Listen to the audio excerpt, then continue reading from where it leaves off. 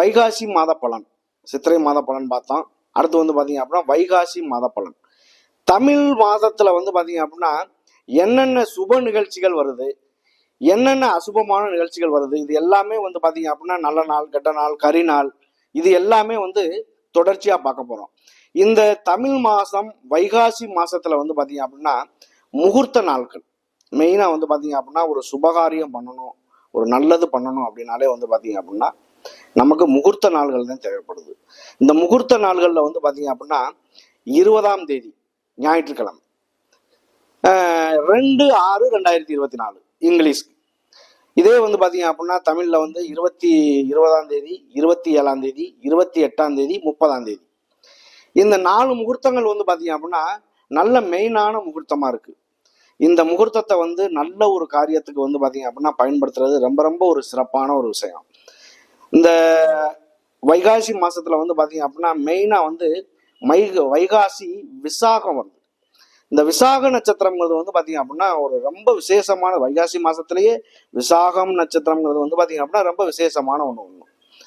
அதுலேயும் வந்து அக்னி நட்சத்திரம் ஓடிக்கிட்டு இருக்கு. அக்னி நட்சத்திரம்னா கத்திரி வெயில் சொல்றோம்ல, இந்த கத்திரி வெயில் வந்து பார்த்தீங்க அப்படின்னா கிட்டத்தட்ட ஒரு 27 நாட்கள் ஓடுது. சித்திரை மாதம் 21ஆம் தேதியே ஆரம்பிச்சிருது. அதாவது 4/5/2024 ஆரம்பிச்சு வைகாசி அதாவது வந்து 18ஆம் தேதி முடியுது. 31/5/2024 இந்த கத்திரி வெயில் முடியுது. கிட்டத்தட்ட 27 நாட்கள் இது நடைமுறையில் இருக்கு. இது கத்திரி வெயிலில் வந்து வெயிலினுடைய தாக்கங்கள் கொஞ்சம் அதிகமாகவே இருக்கும், கண்டிப்பாக இருக்கும். அதுலேயும் வந்து பார்த்தீங்கன்னா வைகாசி விசாகம் அப்படிங்கிறது வந்து பார்த்தீங்க அப்படின்னா 22ஆம் தேதி வருது. வைகாசி மாதம் 22ஆம் தேதி வைகாசி விசாகம். இது ரொம்ப பெரிய விஷயம். இந்த குரோதி வருஷத்துல வந்து வைகாசி மாதம் 1ஆம் தேதி, இந்த 1ஆம் தேதியில இருந்து 30ஆம் தேதிக்குள்ள ஒவ்வொரு ராசிக்குமே, அதாவது 12 ராசிக்குமே எப்படிப்பட்ட பலனை வந்து கொடுக்க போகுது அப்படிங்கிற ஒரு விஷயத்தை நம்ம தெளிவா பார்க்க போறோம். அன்பார்ந்த தனுசு ராசி அன்பர்களே, தனுசு ராசி அப்படின்னாலே இந்த காலபுருஷரின் தத்துவப்படி 9வது ராசி. இந்த 9 அப்படிங்கிறது வந்து பாத்தீங்க அப்படின்னா அப்பாவை குறிக்கும். இந்த இது கிரகங்களுடைய அடிப்படையிலையும் சரி, இந்த 9 அப்படின்னாலே வந்து பாத்தீங்க அப்படின்னா அப்பா அப்படிங்கிறத நம்ம சொல்லுவோம். இந்த 9வது ராசி உங்களுடைய ராசிக்கும் உங்களுக்கு 4 அப்படிங்கிறது வந்து 4 அப்படிங்கிறது வந்து பாத்தீங்க அப்படின்னா உங்களுக்கு 4 மீன ராசி.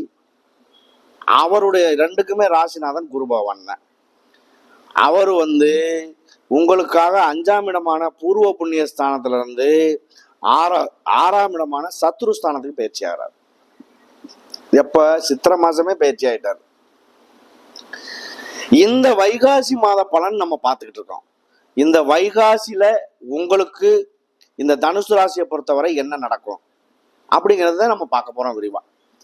இந்த தனுசு ராசியினுடைய அதிபதி வந்து பாத்தீங்க அப்படின்னா குரு பகவான் 6ஆம் இடமான சத்ருஸ்தானத்துல இருந்து உங்களுடைய 10ஆம் இடமான தொழில் ஸ்தானத்தை பார்க்கிறாரு. உங்களுடைய 12ஆம் இடமான அயனம் சயனம் போகம் சொல்லக்கூடிய இடத்தை பார்க்கிறாரு. உங்களுடைய 2ஆம் இடத்தை பார்க்கிறாரு. தனஸ்தானம், வாக்குஸ்தானம், குடும்பஸ்தானம், அடிப்படை கல்வி ஸ்தானத்தை பார்க்கிறார். அப்ப குரு இருக்கக்கூடிய இடத்தை விட பார்க்கக்கூடிய பார்வைக்கு பலன் அதிகம். குரு பார்த்தால் கோடி நன்மை சொல்றான். நான் சொல்லக்கூடிய பலன் வந்து பாத்தீங்க அப்படின்னா எந்த ராசிக்கு 12 ராசிக்குமே பொதுப்படையான பலன் சொல்லிக்கிட்டு இருக்கேன். என் வாழ்க்கையில நான் ஒரு நல்ல உயர்வை சந்திச்சேன்னு சொன்னவங்களும் உண்டு. இந்த நிறைய பேர் வந்து பாத்தீங்க அப்படின்னா கமெண்ட் பண்ணிருக்கீங்க, என் வாழ்க்கையில ஒரு வெற்றியே இல்லை, எனக்கு வந்து நல்லது நடக்குமா அப்படின்லாம் நிறைய பேர் மெசேஜ் பண்ணிருக்கீங்க. ஒரு சிலருக்கு நம்ம மெசேஜை பார்த்து பதில் சொல்றதுக்கான வாய்ப்பு கிடைக்குது. ஆனா ஒரு சிலருக்கு வந்து பாத்தீங்க அப்படின்னா நமக்கு அட்டன் பண்ண டைம் இருக்குது இல்லை. யாருக்கா இருந்தாலுமே வந்து பாத்தீங்க அப்படின்னா இந்த ஒரு நடக்கக்கூடிய ஒரு விஷயங்கள் அவரவருடைய கர்ம வினையை பொறுத்து, அவருக்கு என்ன நல்லது நடக்குது கெட்டது நடக்குது அப்படிங்கிறது அவரவருடைய கர்ம வினையை பொறுத்து, அவருடைய விதி ஜாதகத்தினுடைய அமைவை பொறுத்து இன்னைக்கு என்ன நடக்குது அப்படிங்கிறது வந்து பாத்தீங்க அப்படின்னா விதி ஜாதகத்துல, உங்க ஜனன ஜாதகத்துல ஒரு குழந்தை பிறக்குது அப்படின்னா பிறந்த உடனே ஜாதகம் எழுதுறது இல்லை விதி ஜாதகம். உங்களுடைய கரு என்னைக்கு உருவாகுதோ அன்னைக்கே உருவாகிடுது ஜாதகம். அந்த ஜாதகம் வந்து பாத்தீங்க அப்படின்னா கருவினுள்ள எவ்வளவு நாளைக்கு அந்த குழந்தை இருக்கு, அது இருந்து என்னைக்கு பிறக்குதோ அதனுடைய கர்ப்பத்தில் இவ்வளவு நாள் செல் நீக்கி இருப்பு இவ்வளவுன்னு நம்ம எழுதுறோம் அப்படின்னா அதுதான் விதி ஜாதகம். அந்த விதி ஜாதகத்தினுடைய அடிப்படையில் அந்த கிரகங்களுடைய அமைவு நல்ல நிலையில இருக்கா கெட்ட நிலையில இருக்காங்கிறது பார்க்கறது விதி ஜாதகத்தினுடைய அமைப்பு. இன்னைக்கு நடைமுறையில தசாபுத்தி காலங்கள் உங்களுக்கு நல்லா இருக்கா சிறப்பா இருக்கா, அது ரொம்ப ரொம்ப முக்கியம். அதையும் தாண்டி இந்த கிரகங்களுடைய அடிப்படையில கிரகங்கள் உங்களுக்கு சாதகமா அமைதா, நல்ல நிலையில அமர்ந்திருக்கா, கோச்சார பலன், அது ரொம்ப முக்கியம். அதைத்தான் நம்ம விதி மதி கதி மூணுமே சொல்றோம். அப்ப இந்த இதுகள்ல மாத பலன் நம்ம சொல்றோம் அப்படின்னா வருஷத்துக்கு உண்டான பலன் எப்படி சொல்றோம்? இந்த குரோதி வருஷத்துக்கு உண்டான பலன் போட்டோம். அப்ப அந்த வருஷத்துக்கும் என்ன நடக்கும் அப்படிங்கிற ஒரு விஷயத்த சொன்னோம். இந்த நீண்ட நாள் பயணம் செய்யக்கூடிய கிரகங்கள் சனி பகவான், ராகு கேது, குரு பகவான், இது மூணுமே நம்ம என்னன்னா வருஷத்துக்கு உண்டானதை எடுத்து நம்ம பலனா சொல்றோம். இந்த மாத பலன் சித்திரை வைகாசி நம்ம போட்டுக்கிட்டு இருக்கோம், ஜனவரி பிப்ரவரி இது நம்ம போட்டுக்கிட்டு இருக்கோம். இதுவே ஜனவரிக்கு சொல்றோம் அப்படின்னா அது தமிழ் மாசத்துல பாதி மாசம் வந்துடும், தமிழ் மாசத்துக்கு சொல்றோம் அப்படின்னா இங்கிலீஷ் மாசத்துல பாதி மாசம் வந்துடும். அப்ப அதுல மட்டும்தான் கொஞ்சம் ஒரு மாற்றங்கள் 15 நாளையில என்ன வருது அப்படிங்கிறத பார்க்கும்போது இந்த மாற்றங்கள் என்ன நடக்கு அப்படிங்கிறத வைகாசி மாத பலனை இப்ப நம்ம விரிவா பார்த்துருவோம். உங்களுக்கு 6ஆம் இடத்துக்கு பயிற்சியாகி உங்களுக்கு பாத்தீங்க அப்படின்னா சூரியன், குரு, புதன், சுக்கிரன் எல்லாமே ஒரு மாறுது இந்த வைகாசி மாசத்துல. அப்ப மாறும் பொழுது இந்த உங்களுடைய 10ஆம் இடமான தொழில் ஸ்தானத்தை பார்க்குறாரு. தொழில்ல 10ல கேது. அப்ப தொழில்ல கண்டிப்பா நீங்க அடி வாங்கியிருப்பீங்க. இதுக்கு முன்னாடி பாத்தீங்க அப்படின்னா உங்களுக்கு பாக்கியஸ்தானத்துல இருந்த 4ஆம் இடத்துல இருந்து 5ஆம் இடத்துக்கு நகர்ந்த குரு பகவான் அவர் பாத்தீங்க அப்படின்னா உங்களுடைய ராசியை இந்த தனுசு ராசியை 9ஆம் பார்வையா சிறப்பு பார்வையா பார்த்தாரு. உங்களுக்கு பாதசனி ஓடிக்கிட்டு இருந்த காலங்கள் போய் மாறும் பொழுது உங்களுக்கு அது ஒரு நல்ல மாற்றமா இருந்துச்சு. ஒரு வருஷமா குருவினுடைய பார்வையில இருக்கையில எந்த விதமான குறைபாடுகள் இருக்கிறதுக்கான வாய்ப்பு இல்லை. அப்படி குறையே இருந்தாலும் அது பாதிப்புக்கு உள்ளாகிறதுக்கான வாய்ப்பு இருக்காது. அப்ப இன்னைக்கு பாத்தீங்க அப்படின்னா உங்களுடைய 10ஆம் இடத்தை இன்னைக்கு குரு பகவான் பாக்குறாரு. 10ல கேது பகவான் இருக்காரு. குரு பகவான் அங்க பார்க்கும்போது ஆன்மீக சார்ந்த விஷயங்கள் கண்டிப்பா நல்லது நடக்கும். கோயில் சார்ந்த விஷயங்கள், குருமார்கள், ஜோதிடர்கள், நீதிபதிகள் இவங்கெல்லாம் பாருங்க சட்டத்துறை அப்படிங்கிறத விட இந்த ஆன்மீக சார்ந்த விஷயங்கள் நல்லது நடக்கும். இந்த குருவும் கேதுவும் ஒன்னா இணைஞ்சிட்டா ஒரு நல்ல பாக்கியமா உள்ளவங்க பாத்தீங்க அப்படின்னா ஒரு விக்கிரகம் வைக்கிறதுக்கான ஒரு வாய்ப்பு கூட கிடைக்கும். நல்ல ஆன்மீகவாதிகள் உங்களுக்கு ஒரு விதி ஜாதகத்துல இந்த அமைப்பு இருக்கு அப்படின்னா ஒரு விக்கிரகம் வைக்கிறதுக்கான வழிகோல் கூட கிடைக்கும். விக்கிரகம் ஏற்கனவே வச்சு வணங்குறவங்களுக்கு அது ஒரு பெரிய நல்ல ஒரு மாற்றமா தரும். நல்ல பேர் வாங்குவீங்க அது மூலியமா. அப்படியெல்லாம் ஒரு வழிகள் உண்டாகும். தொழிலை பொறுத்தளவுக்கு குருவினுடைய பார்வை படும் பொழுது அங்கே ஒரு பாவி கிரகம் இருக்கு 10ல. அப்ப தொழில்ல கண்டிப்பா முன்னேற்றம் வரும், ஏமாற்றம் இருக்காது. இதை மெயினா ஏன் சொல்றோம் அப்படின்னா 10ல் ஒரு பாவி கிரகம் இருந்தால் தொழில்ல எந்த வகையிலையும் நீங்க ஏமாற மாட்டீங்க. இதே குரு பகவான் மட்டும் இருக்காருன்னு வச்சுக்கோங்க, அந்த 10ல இருக்காரு அப்படின்னா ஒருத்தர் காசு ஜாமான் வாங்கிட்டு நாளைக்கு தரானே அப்படிங்கிற ஒரு இதை சொல்றாரு அப்படின்னா சரிப்பா போயிட்டு வா அப்படிங்கிற இறக்க சிந்தனை வந்துடும். ஆனா அந்த பாவி கிரகம்னு ஒண்ணு இருந்துச்சு அப்படின்னா அவர் சொல்றதுக்கு முன்னாடி நீங்க காசை கேட்டு வாங்கிடுவீங்க. ரெண்டுக்கும் உள்ள வித்தியாசம் அதுதான். அப்ப இந்த விஷயத்தை பொறுத்தளவுக்கு 10லும் ஒரு பாவி கிரகம் இருப்பதோடு குருவினுடைய பார்வை படும் பொழுது குரு இருக்கக்கூடிய இடத்தை விட பார்க்கக்கூடிய பார்வைக்கு பலன் அதிகம். அதனால குரு பார்த்தால் கோடி நன்மை, தொழில் மூலமா சம்பாதிக்கிறதுக்கான ஒரு வழி வாய்ப்புகள் உங்களுக்கு கண்டிப்பா உண்டு.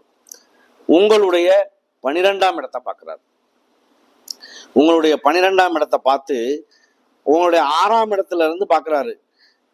இது ரொம்ப விபரீத ராஜயோகம்னு சொல்லலாம். ரொம்ப ரொம்ப பெரிய விஷயம். 12ஆம் இடத்தை 6ஆம் வீட்டு அதிபதியோட சேர்ந்து பார்க்கிறாரு. அது ரொம்ப பெரிய விஷயம். உங்களுக்கு புதன், சுக்கிரன், சூரியன், குரு எல்லாம் பார்க்கும்போது சூரியன் தான் எல்லா வேலையும் வாங்கி செய்வார்.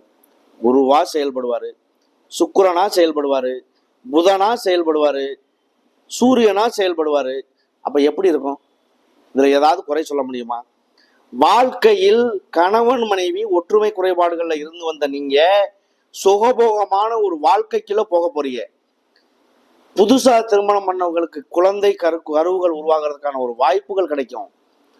வெளியூர் வெளிநாடு அது சம்பந்தமா போறதுக்கான ஒரு வாய்ப்புகள் கிடைக்கும். கல்யாணம் பண்றதுக்கு முன்னாடி போனாலும் சரி, பண்ணிட்டு போனாலும் சரி, வாய்ப்புகள் எப்படி பார்த்தாலுமே ஒரு நல்லதா இருக்கிறதுக்கான ஒரு வாய்ப்புகள் கிடைக்கும். அப்ப இந்த 12ஆம் இடத்துக்கு உண்டான வேலை அதுதான்.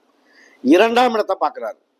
உங்களுடைய ராசிக்கு 2ஆம் இடத்தை அவர் பார்க்கும் பொழுது 2 அப்படிங்கிறது தனம், வாக்கு, குடும்பம், வருமானம், படிப்பு, இதெல்லாமே அடிப்படை கல்வி எல்லாமே 2ஆம் இடம் தான். அப்ப இந்த 2ஆம் இடத்துக்குள்ள வந்து குடும்பமும் அதுக்குள்ள வந்துடுது. தனம்னா பணம், வரவு செலவுகள். இதுக்கு முன்னாடி பண வரவு செலவுகள் கம்மியா இருந்துச்சு அப்படின்னா கண்டிப்பா வரும். நீங்க என்ன தொழில் பண்ணிக்கிட்டு இருந்தாலும் சரி, தொழில் மூலமா வரக்கூடிய வருமானங்கள் அதிகரிக்க வாய்ப்பு உண்டு. ரியல் எஸ்டேட்டு, குடுக்கல் வாங்கல், பைனான்ஸ் தொழில் பண்றவங்க, இப்ப நகை தொழில் பண்ணக்கூடியவர்கள், நகை ஆசாரி, நகை செய்யறவங்க, இந்த மாதிரி எல்லாம் வந்து பாத்தீங்க அப்படின்னா அவங்களுக்கு ஒரு நல்ல மாற்றங்கள் உண்டாகும். வாழ்க்கையில இந்த குருவினுடைய பார்வை படக்கூடிய இடத்துக்கு அது மூலியமா வரக்கூடிய வருமானங்கள், தங்கம், பொன்னன், தங்கத்துக்கு சொந்தக்காரர் குரு பகவான் தான். குழந்தை கரு உருவாகும்னு சொல்றான், கருவுக்கு உருவாகிறவர் குரு பகவான் தான். அவர் சுக்கிரனோட சேர்ந்து பண்றார். சுக்கிரன் சுகபோகம்னு ஏன் சொல்றான்? ஆணாக இருந்தால் சுக்கிலம், பெண்ணாக இருந்தால் ஸ்ரோனிதம். இது ரெண்டுமே சுக்கிரனுடைய காரகம். அப்ப அந்த சுக்கிரனாகப்பட்டவரோட சேர்ந்து பண்ணும் பொழுது குழந்தை வந்து ஒரு கரு உருவாகுதுன்னா நல்ல அறிவுத்திறனை பெறும்.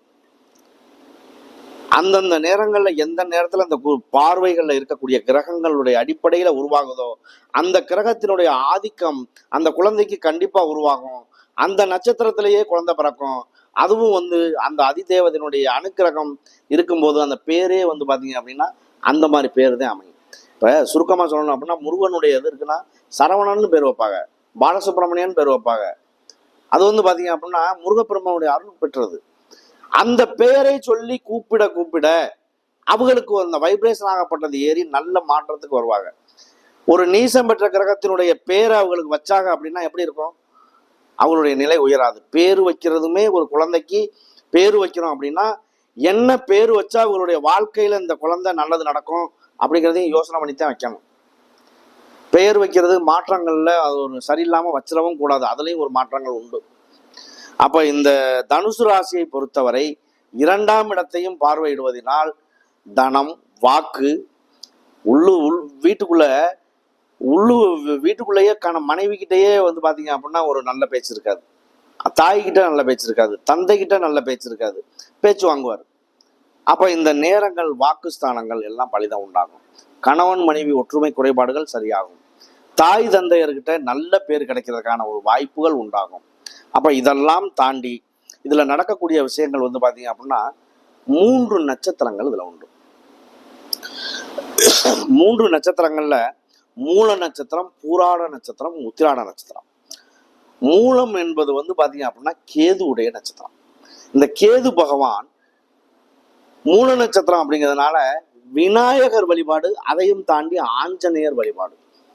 சனிக்கிழமை நீங்க ஆஞ்சநேயர் வழிபாடு பண்றீங்க அப்படின்னா உங்களுடைய வாழ்க்கையில மூல நட்சத்திரக்காரர்கள் சனிக்கிழமை ஆஞ்சநேயர் வழிபாடு பண்றீங்க அப்படின்னா அதை விட ஒரு பெரிய விஷயம், பாக்கியமான விஷயம் உங்களுக்கு வேற எதுவுமே இல்லை.